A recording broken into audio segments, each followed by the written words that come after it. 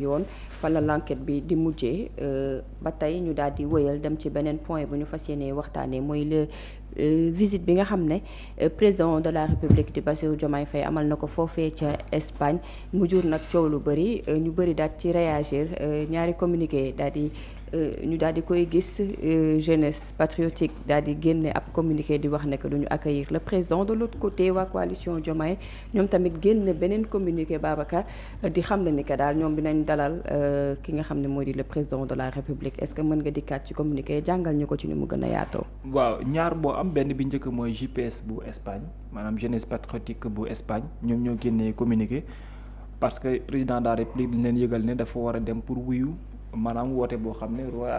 royaume ci jëmbawam roi bi moom moo ko invité son excellence Bassirou Diomaye Diakhar Faye waxtaan goo xam ne gu ñu war a sumb la ci lu bare bari rawatina relation diggante Sénégal ak réewum Espagne loolu nag roi boobu nga xamante ni bu Espagne moom la invité président bi dafay faral di dem mais laata muy gën a sore dafay dajale Sénégal yi nga xam ne ñoo nekk ci réew ma pour toog ak ñoom waxtaan ci lu yaatu par rapport ak seen i ay bëgg-bëgg seen i ay yéene seen i ay jafe-jafe loolu lu muy faral di def la daanaka réew bu mu dem mais depuis quelque temps aussi seetlu bi mooy am na ñenn ci Sénégal yi nga xam ne dañuy nekkee bitim réew bu fa président di préparer pour dem fa dañuy xaw a wane seen banque yoxo yooyu nag nga xam moom la ñu amal waa jeunesse patriotique moom la ñu fësal te li ci gën a waral loolu mooy malgré ñoo ko fal mais dafa mel ni ñoo xamante ni waa bi bu coalition Diomaye bi la am na beneen bi moo di bu Pastef bi moom la àllu ba njëkk a teg noonu pour xamale carrément que ne ñoom daal am na loo xam ne xew na seen diggante donc paruñ benn yoon itam pour accueillir ki nga xam ne moom moo nekk le président de la république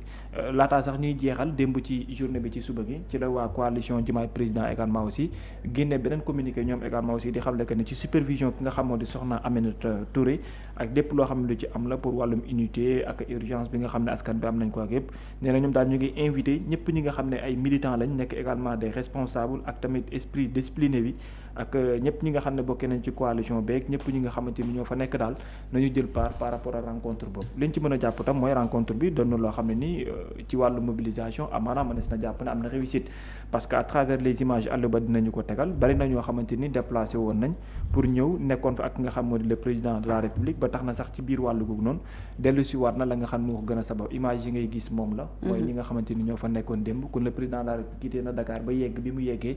teewg na ak Sénégalais yi ñu bare bari nuyoo wante waxtaan ak ñoom te waxtaan boobu noonu li ci gën a duggaat mooy diggante Sénégalais yooyu ak nga xam moo di le président seen nekkin foofu ak taxawaay bi nga xam ne war nañ ko ca mën a am mu nekk loo xamante ni lu ci bare bari war na ko mën a indiwaat waaye tamit rawatina la nga xamante moo di wàllum seen consulat ga fa ne kon ñëpp daal dajee na ak ñoom waxtaan ci diggante Sénégal ak réewum Espagne mais Sénégalais yi seen nekkin ak seen taxawin foofee ca biir Espagne kon mën na sa jàpp daal nit ñi ñëwoon nañ wuyu si ko à l'absence de la jeunesse patriotique bi nga xam ne moom dafa ne woon déjà position pour la venue du président mooy de dire non. mais nag ndaje bi c'est pas politique. waaw non waaw loolu la communauté sénégalaise c'est pas politique mooy maanaam ñëpp ñoo xam ne ay sénégalais lañ ñu fa nekk communauté sénégalaise président à chaque fois dafay dem foofu noonu pour dem wuy ji leen loolu sax moo gën a sabab sax communiqué bi nga xam ne nii génn na parce que dañ ne woon est-ce que réellement jar na ko ci ñaari côté yi d'autant plus bu ñu koy évoqué du nekk luy doon lu politique dégg nga démb fii Lass Badiane moom nee na président demu fa pour sumb fa kii nu ñu koy waxeeti meeting politique waaye dafa dem pour dajeek sénégalais donc c'est un président et les citoyens rien de politique. Alors Bira, que penses-tu de ces deux communiqués yu nga xam ne becc nañ ko niki démb bu JPS waaye aussi bu coalition Diomaye est-ce que jaroon na communiqué bi wala sax est-ce que jaroon na ñaari communiqué yi. bon maa ngi lay wax démb que ni JPS ñoom ñoo génne communiqué ni du ñu dem ci tertu ba. mu nekk li nga xamante ni est-ce que jar na ko est-ce que jaadu na est-ce que jaaduwul déjà. Sur la forme je pense que ça ne valait pas la peine. Pourquoi ça ne valait pas la peine mooy le déplacement n'était pas politique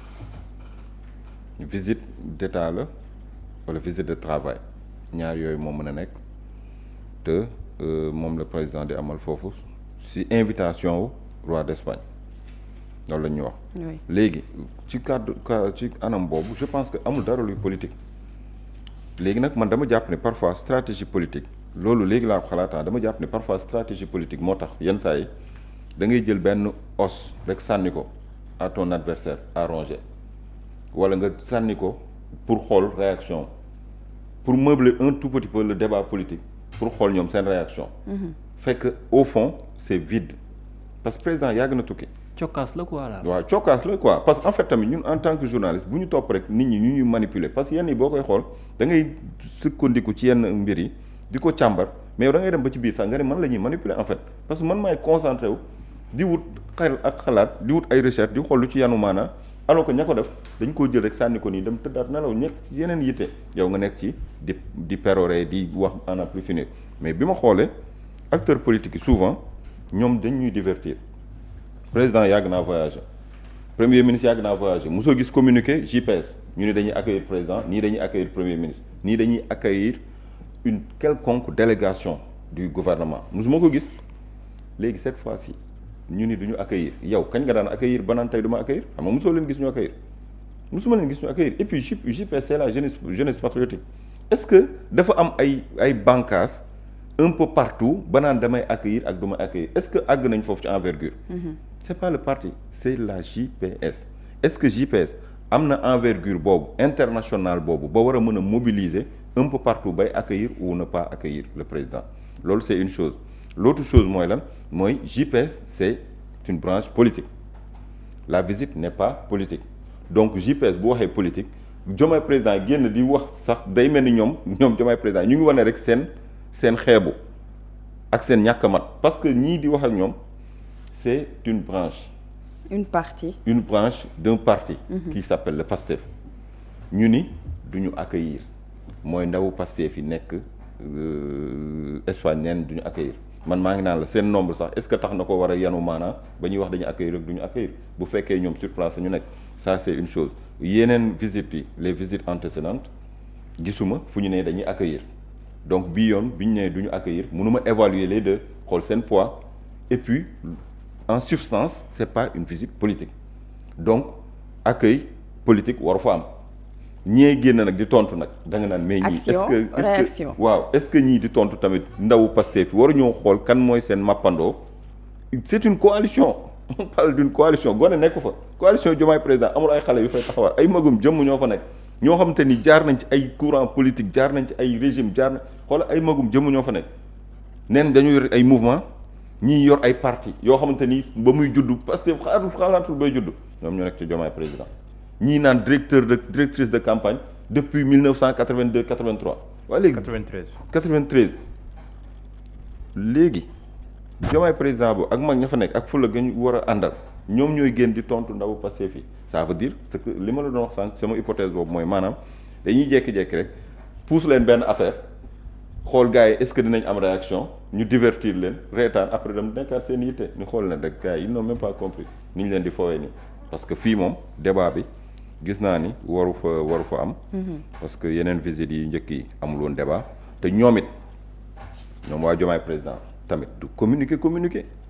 du ñu accueillir mais da ngeen di wan ni yéen da ngeen di accueillir au moins président xam seen njariñ. jarul woon communiquer. non da ngeen ñëw ni da ngeen di jàppale président am ngeen mbooloo mën ngeen ko lii yéen a ko fal te di ngeen ko falaat yéen a ko lii te di ngeen ko joxaat bouclier ngeen di constitué wu ay ndaw yu bokk ci benn parti génn ni dañuy génne communiquer. man bu fekkoon dama nekk en stratégie politique wala di leen conseiller politiquement dama naan leen pourquoi ñuy communiquer. dañ ko waroon minimiser. waruñu leen tontu ci ay communiqué dañ leen di tontu bokk ci ay action mooy maanaam ñoom nee nañ duñu accueillir ñun dañu wane suñu ay ndaw du ñoom nee nañ créé nañ sax seen mouvement doomu daara ñu ngi créé seen i bànqaas seen i kii di structuré léegi nag ñoom nañu jël kon ñu leen accueilliral président pour wane ni ñoom lépp lu ñuy def contre ñoom dañ koy def pour mu nekk ay fait au moins ki ñuy àndal xam ni man ñi ma àndal ndekete am nañu tuuti doole mais pas nekk fi di yónnee ay communiqué di tontonte communiqué boo xam doo xam kañ lañ ko bind boo koy lire sax parfois tu as envie de dormir muy li ma lay wax rek Diomaye président bu demee bay tontu jeunesse patriotique non sincèrement il faut que ñoom ñu xoolaat seen taxawaay. parce que c'est une coalition on parle d'une grande coalition qui a permis au candidat Bassirou Diomaye Faye d'accéder au pouvoir ba sax may nañ ko majorité la majorité diomayenne tout ça c'est la coalition donc est-ce que du jeunesse diomayenne tamit démb ñoom ñoo tontu. non c'est communiqué bi kay. communiqué bi dafa mel ni ce sont les jeunes wala. jeunesse diomayenne. jeune kii la wala. ce sont les jeunes doo xoolaat est-ce que du jeunesse diomayenne bi. coalition Diomaye président Espagne coalition Espagne Diomaye quoi, président de jeunes yi quoi. Espagne. Ok. président Diomaye am nañ bànqaas Espagne. Espagne, waaw loolu ok. waaw. mais léegi. ok bu dee ba pare jeunesse ñu ngi naan sous la supervision de madame Aminata Touré loolu tamit ñu ngi ko man si gis naa ci moo tax man la bi ma liiree bëri na vocabulaire bëri na littérature ba pare dafa gudd léegi. li ci am solo daanaka énoncé la ba mu jeex tàkk. waaw moo tax ma ne la information benn phrase la ci. lu ci am solo moo di. parce que yooyu ñuy bind yëpp tara xam nga lépp en substance li nga ci mën a lire mooy waaw la wala déedéet damay dem daw ma. pourquoi litanie bu gudd bi yëpp. pourquoi voilà di ñu Omar Pène zoomel na la ko moom noonu. dans son séjour son excellence rencontrera la lii déjà communiqué présidence la dina rencontrer la communauté sénégalaise résidant en Espagne loolu présidence génne na ko. ñoom maanaam dañoo jël ay communiqué. communiqué président xam nga fournir ko quoi comme ni ñu doon jàngal en journalisme rek dem ci ay rencontre di defal li ñu la def ci jox ci fiche d'information yi nga ñëw bëgguñu ko yebbiwaat xam nga je pense que l'information fii nous invitons nos militants et sympathisants à prendre à cette rencontre à prendre part loolu oui à mu prendre information part bi loolu la jeex na à cette rencontre dans un esprit de discipline de responsabilité de respect la coalition mais nag Diomaye président ñu muus vivement de ce xamoon nañ ne Sénégalais dinañ dem wuy ji président ñu ne kon ñu ngi leen invité ñu dem comme ça bu ñu ñëwee. mbooloo bi yëpp coalition bi ñoo leen invité. waaw xam nga loolu noonu tamit. alors que dagguma bira mais fi mu duggee fu ci bari ak waxtaan bi fi mu demee benn ñaar ñetti pàcc la. mooy wàllu mooy yite Sénégalais yi. passeport yeeg loolu moom laa la wax connecté wu nan la ñuy def ba mën a antu. loolu c'est la diaspora loolu sax dafay dem ci normal des choses parce que d'habitude chaque jour bu visite amee noonu lay demee bi may wax naan la waruñu woon àgg fii ba seen jeunesse bi di bind communiqué sax naan duñ ko teeru waruñu fi woon sax yegg ci 2 ans dafa teel xam maa la koy wax. ba pare ci laa la wax ni la président voyage am communauté bi muy dajal du coloration politique. la diaspora dafay dajale ay daayira dafa am ay kuréel yu bëri quoi. les sénégalais de la diaspora mën nañu am benn bànqaas mais dafay am ay sous bànqaas mën na nekk la commune am na secteur yoo xam te ni on parle de la communauté mouride daayira mouride képp ku ñëw soxlawul ngay nekk mouride. mais da ngay nekk sénégalais ci ñoom ngay dem parce que ñoom ñoo lay mën a dalal ci dëkk ba parce que ñoom ñoo fa gën a am visibilité est-ce que tu comprends mën nga ñëw ci benn gox boo xamante ni gox bi day ndaw de telle sorte que booy laajte le représentant des sénégalais dañ la naan ñun de daayira murid bi la ñu xam ñooñu ñooy doon ambassadeur u Sénégal boo fa demee tu parles avec tes confrères ñu orienté la wan la yoon bi comprendre nga ñooñu tey président bu ñëwoon ci dëkk boobu ñooñu ay kilifa lañ ci dëkk ba ay ambassadeur lañ ci dëkk ba faw ambassadeur bi wala consul bi woo leen ci ndaje mi parce que ils sont de la diaspora ay moodu lañu même bu fekkee dañu am lu ñu bànqaasoo ci wàllum confrère ak leneen mais ay moodu lañ dañ ñëw pour daan seen doole yooyu noonu ngay gis mu nekk par exemple ay hommes d'affaires yoo xam te ne yoon nekk ci politique ay hommes d'affaires basés là-bas comme ni mu amee ay Gabon ak feneen ay sociétés yoo xam te ne ay sénégalais ñoo ko moom ci BTP ak leneen nga ñëw dalal say hommes d'affaires ñu ni la am naa ay partenaires espagnols on a envie de faire ça au Sénégal nangam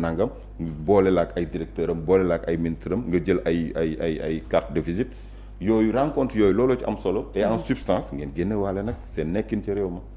on a. mais est-ce que un prolongement de ce problème entre Diomaye ak Sonko. moom laa la wax moo tax ma ni la li jeunesse patriotique bi def loolu c'était juste c'est pas pour amuser la galerie mais c'était juste pour sànni benn os à ronger nga xam ne dina am réplique. pour wan leen daal fii lañ toll ci yow ñu ngi sànni daal mais li ñu os bi ñu sànni dinañ naq dara daal dina ci génn c'est ce qu'ils ont fait moo tax ma ni la am na yoo xam te ne da ngay bàyyi nga xool est-ce que kii communiqué bi est-ce que ça vaut vraiment la peine ou non pour ma war a tontu parce que yow sa tontu bu dee réellement da nga jóg pour tontu waratoo tontu ci communiqué. d'accord da ngay tontu. ci ay te accueil ba non ci accueil ba kay comme nee nga yaa ngi woo seeni ndaw yu nekk foofu ñu accueillir woote bi bu mu doon. communiqué mais accueil boobu de gisuma ko man. waaw moom laa wax léegi accueil boobu noonu. parce que bu mu wàccee si avion bi. accueil bi sax léegi bàyyi nañ ba accueil yi de. waaw parce que bu wàcc avion bi. ministère des affaires étrangères. et puis fi ñu leen wàcce salon d'honneur la et puis daa jaar ci sous-sol bi génn. après génn voilà man loolu laa gis parce qu'il y a pas une organisation pour accueillir. waaw j'ai pas vu si c'était organisé dinañ ko accueillir. mais gisuma ko par exemple comme li nga doon gis une foule bu taxaw président di joxe loxo loolu am fa. waaw mais dina daan arrivé nag président dem fenn dalal Sénégal yi ba pare dalal aussi à part politiciens yi. waaw dalal ña nga xamante ni. ñooy sa waa parti. waaw loolu sax souvent warul doon chaîne nationale moo ko war a couvrir mais dafa war a doon li nga xamante ni si seeni canaux lañ ko war a fekk yéen waa parti ba. comprendre nga même président bu leen di dalal ni muy soloo sax warul bokk ak buy dalal la diaspora parce que lii c'est lu officiel la ci c'est la république c'est la politique souvent ab hôtel lay doon mu def benn Lacoste bu simple xam nga wala benn polo xam nga gis ñu ñëw toog wax li ñuy wax lu ci bëri sax kenn du ko filmer parce que li ñuy wax seen wàllum politique la entrée bi la ñuy filmer souvent bu nit ñi toogee mise en place bi après ñu kii filmer day arrêté parce que li ñu fay wax peut-être du génn moo tax daal jàpp naa ni c'est bien regrettable qu'on en arrive là duñ ko teeru nañ ko teeru mais lépp rek nañ ko teg ci cadre politique bu dee nag cadre politique lañ koy yemale te visite bi c'est pas politique kon wax ji est-ce que am na fi wàll wala amu fi wàll alors Mouhamed par rapport ak communiqué yi lan nga ci xalaat